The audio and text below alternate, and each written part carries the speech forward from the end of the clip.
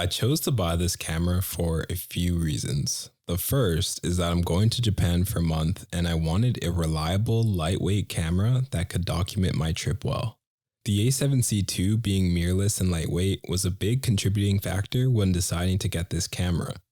I was looking for something compact that would not be a burden while traveling around. If I'm being honest, I've had my eyes on the Sony A7 IV for quite a while now, but due to its release back in October of 2021, I couldn't quite justify buying a dated camera. After seeing the release of Sony's new vlogging camera, the ZV-E10, and the Sony A7R V, I was really hoping for an updated model to the A7 IV.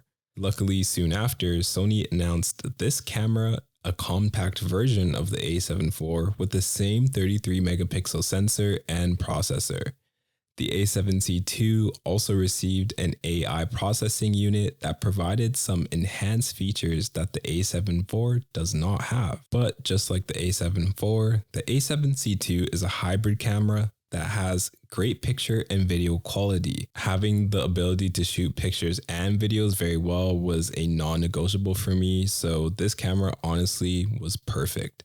So far, I'm pretty happy with my purchase, even though I spent over 3,000 Canadian on this camera. I see it as an investment in myself, and I hope you guys enjoy the videos that I take on it in the future.